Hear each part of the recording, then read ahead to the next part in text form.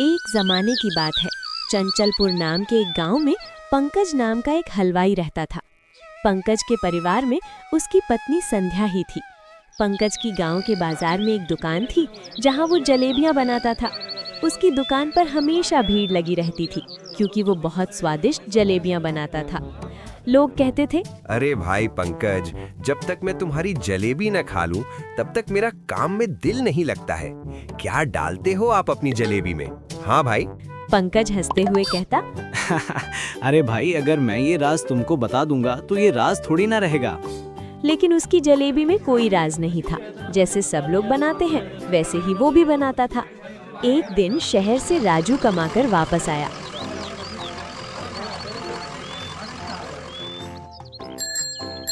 भैया, अब तो मेरी उम्र हो गई है। अब मैं शहर नहीं जाऊंगा, यहीं गांव में कुछ काम वाम ढूंढ लूंगा। अगली सुबह राजू बाजार में सब्जी लेने जाता है तो वहाँ पंकज की दुकान पर देखता है कि बहुत भीड़ लगी थी। अरे भाई, यहाँ पर सब्जी के दुकान से ज्यादा ग्राहक इस मिठाई की दुकान पर है। क्या बात है, चलो वहाँ जाके देखता हूँ। पंकज ग्राहकों से कह रहा था, अरे भाई, थोड़ा सब्र करो, अब की बार तुमको ही दूंगा। राजू ने कहा, अरे भाई, जरा मुझे भी तो देना। सुना है कि बहुत स्वादिष्ट जलेबी बनाते हो तुम।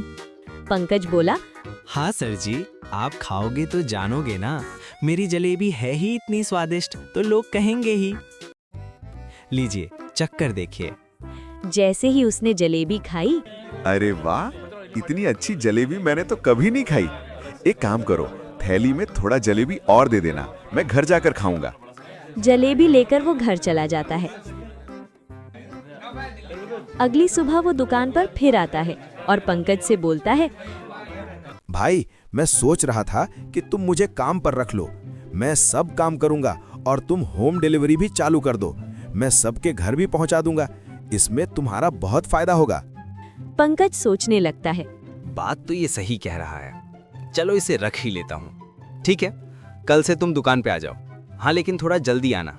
अरे भाई, तुम बिल्कुल फिक्र न करो, मैं सुबह होते ही यहाँ आ जाऊंगा।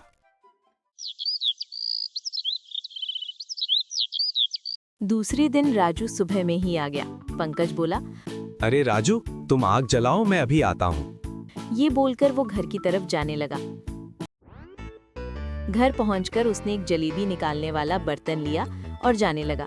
उसकी बीवी संध्या बोली, अरे आप दुकान खुला छोड़ के चले आए? अरे भाग्यवान, आज मैंने एक आदमी को काम पे रखा है जिसका नाम राजू है। वो दुकान पे है, तुम चिंता मत करो। काम पे? आप भी ना? अगर कुछ काम था तो मुझे कहते, मैं कर देती। दूसरे को क्या जरूरत था काम पे रखने के लिए? अरे वो आदमी होम डिलीवरी करेगा, इसलिए उसे काम पर रखा है। ये बोलकर पंकज दुकान पे आ जाता है। फिर वो जलेबी बनाने लगता है। आज ग्राहक रोज के तुलना में थोड़े ज्यादा आए थे। ग्राहकों को देखकर राजू सोचता है, अरे भाई, इसके यहाँ तो कितने ग्राहक आ रहे हैं। ये कितना कमा लेता होगा। अगर मैं भी जलेबी का एक दुकान डाल लूं तो मैं भी माला माल हो जाऊंगा। एक दिन राजू ने पंकज से कहा, सेठ, मुझे काम करते हुए तो इतने दिन हो गए हैं, अब मुझे भी जलेबी बनाना सिखा दो ताकि आप बैठे रहें और मैं जलेबियां बना सकूं। पंकज ने बोला, ठीक है, मैं तुम्हें परसों बताऊंगा कि जलेबी कैसे बनती है। राजू बहुत खुश हुआ। अरे वाह, बस अब परसों का इंतजार रहेगा। पंकज रात में अपने घर में खाना खाकर बैठा था। मैं उसे क्या बताऊंगा? जैसे सब लोग जलेबी बनाते हैं वैसे मैं भी बनाता हूँ। अगर ये उसे बताऊंगा तो वो सोचेगा कि मैं उसे बुद्धू बना रहा हूँ। उसकी पत्नी बोली, मैं कब से आपको देख रही हूँ कि पता नहीं क्या सोच रहे हैं। क्या हुआ जी, कुछ हुआ है क्या? अरे नहीं संध्या, राजू बोल रहा था कि उसे भी मैं अपने जलेबी का राज बताऊं, लेकिन कुछ समझ नहीं आ रहा कि मैं उसे क्या बताऊं। मैं तो वैसे ही बनाता हूं जैसे सब लोग बनाते हैं। अगर ये बताऊं तो वो मुझ पर यकीन नहीं करेगा। संध्या बोली, एक काम करिए जी, आप ऐसे ही कुछ मिला जुला कर बता दीजिए। अभी तो वो हमारे पास ही काम कर रहा है ना, फिर बाद में उसे बता देना। पंकज बोला, हाँ, ये बात सही है। अभी उसे ऐसे ही मिला जुला के कुछ बता दूंगा, फिर बाद में बताऊंगा कि जलेबी कैसे बनती है। सुबह होते ही पंकज दुकान पर गया। राजू बहुत उत्सुक था रेसिपी जानने के लिए। पंकज दुकान पर गया और राजू को बुलाया और बोला, राजू, मैं ये जो बता रहा हूँ ये बात राज रखना। राजू बोला। ठीक है, मैं इसे हमेशा राज रखूंगा। पंकज ने रेसिपी उसको अच्छे से बताई। उसने थोड़ा ज्यादा नमक, मिर्च, पुदीना, अदरक सब कुछ बता दिया। लेकिन जलेबी अभी मैं ही बनाऊंगा, तुम 1 महीने बाद बना लेना। राजू जलेबी का रेसिपी जानकर बहुत खुश था। बस कल से मैं अपनी अलग दुकान खोल लूंगा, फिर मैं भी बहुत पैसे कमाऊंगा। उस दिन उसने पंकज के पास काम किया। फिर दूसरे दिन वो नहीं आया। पंकज सोचने लगा, क्या हुआ राजू को? अब तक वो आया नहीं, दोपहर हो गई है। शायद उसे कोई काम होगा इसीलिए वो नहीं आया। लेकिन अगर उसे कोई काम होता तो वो मुझे बता के चला जाता। छोड़ो, जब उसका मन करेगा तब वो आएगा। पंकज अपना काम करने लगता है। पंकज अपनी दुकान के सामने खड़ा बार बार सड़क की ओर देख रहा था। सूरज की किरणें तेज हो रही थी और कढ़ाई का तेल गर्म हो चुका था, लेकिन राजू का कहीं पता नहीं था। पंकज ने मन ही मन सोचा, राजू तो कभी देर नहीं करता, कहीं उसे कुछ हो तो नहीं गया। वो इसी उधेड़बुन में था कि तभी उसने देखा कि गांव के मोड़ पर एक पुराने नीम के पेड़ के नीचे काफी चहल पहल है। पंकज उत्सुकतावश उस ओर चल पड़ा। जब वो पास पहुंचा तो उसके पैरों तले जमीन खिसक गई। वहां राजू एक नई दुकान सजाकर खड़ा था। उसने एक बड़ा सा बोर्ड लगा रखा था जिस पर लिखा था, राजू की असली राज वाली जलेबी। पंकज हैरान होकर उसके पास गया और बोला, अरे भाई राजू, ये क्या, तुम यहाँ अलग दुकान लगा रहे हो? क्या तुम भी जलेबी बनाओगे? राजू ने पंकज की तरफ बड़ी हेकड़ी और घमंड के साथ देखा और ऐंठते हुए बोला, तो क्या, कब तक मैं तुम्हारी गुलामी करूंगा और तुम्हारे पीछे पीछे होम डिलीवरी का झोला लेकर घूमूंगा? अब मैं तुम्हारी उस खास रेसिपी का राज जान गया हूं। अब मैं तुम्हारे भरोसे नहीं रहने वाला पंकज भाई। अब चंचलपुर का राजा मैं हूं। पंकज को अपनी आंखों और कानों पर यकीन नहीं हो रहा था। उसे राजू से ऐसी गद्दारी की उम्मीद नहीं थी। उसने कुछ कहना चाहा, पर राजू की आंखों में लालच और घमंड देखकर वो चुप रहा और भारी मन से अपनी दुकान पर वापस लौट आया।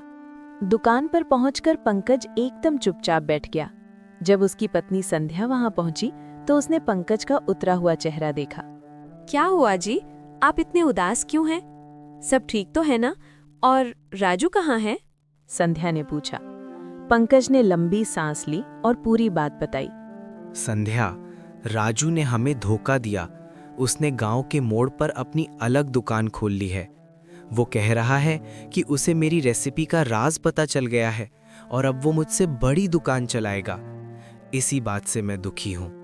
संध्या ये सुनकर जरा भी परेशान नहीं हुई, बल्कि वो मुस्कुराने लगी और बोली, अरे आप उस धोखेबाज राजू के लिए क्यों परेशान हो रहे हैं? याद करिए, आपने उसे कौन सी रेसिपी बताई थी? नमक, मिर्च, अदरक और पुदीना। क्या ऐसी भी कोई जलेबी होती है? बस थोड़ा इंतजार करिए और देखिए, जब उसके दुकान पर ग्राहक आएंगे तब असली तमाशा शुरू होगा। उधर राजू की दुकान पर भीड़ जमा होने लगी थी। राजू बड़े गर्व से चिल्ला रहा था, आइए भाइयों, पंकज हलवाई जो राज छिपा कर रखता था, आज वो राज मेरे हाथों में है। असली चटपटी और मजेदार जलेबी यहाँ मिलेगी। गांव का एक काका जो रोज पंकज की जलेबी खाता था, पहले ग्राहक बने। दे भाई राजू, जरा हम भी तो देखें कि तूने क्या जादू सीखा है। राजू ने बड़े चाव से गर्मा गर्म लाल पीली जलेबियां, जिसमें उसने खूब सारा नमक और अदरक ठूस दिया था, काका को दी। काका ने जैसे ही एक बड़ा टुकड़ा मुंह में डाला, उनका चेहरा लाल हो गया। उनकी आंखों से पानी निकलने लगा और उन्होंने तुरंत वो जलेबी जमीन पर थूक दी। थू थू, अरे ये क्या है? ये जलेबी है या जहर? काका चिल्लाए। देखते ही देखते वहां हंगामा मच गया। जो भी राजू की जलेबी चखता, वो गुस्से से आग बबूला हो जाता। हे भगवान, ये तो मेरा गला जल रहा है। इसमें तो मिर्च भरी हुई है। मेरे पैसे वापस दो राजू, तुमने हमें ठगने की कोशिश की है। अरे भाई, ये कैसी जलेबी है, इतनी कड़वी और नमकीन? लोग राजू को खरी खोटी सुनाने लगे। राजू घबरा गया। उसने खुद एक टुकड़ा चखा और उसका अपना मुंह कड़वा हो गया। उसे समझ नहीं आ रहा था कि ऐसा कैसे हुआ, क्योंकि उसने तो वही सब डाला था जो पंकज ने बताया था। तभी पंकज और संध्या वहां पहुंचे। भीड़ को गुस्से में देखकर पंकज ने स्थिति संभाली। पंकज राजू के पास गया और उसकी कड़वी जलेबियों की कड़ाही देखकर हंसने लगा। पंकज बोला, क्या हुआ भाई राजू, तुम तो कह रहे थे कि तुमने मेरी जलेबी का राज जान लिया है। क्या हुआ, जलेबी अच्छी नहीं बनी क्या? राजू शर्म के मारे पानी पानी हो गया। उसे काटो तो खून नहीं।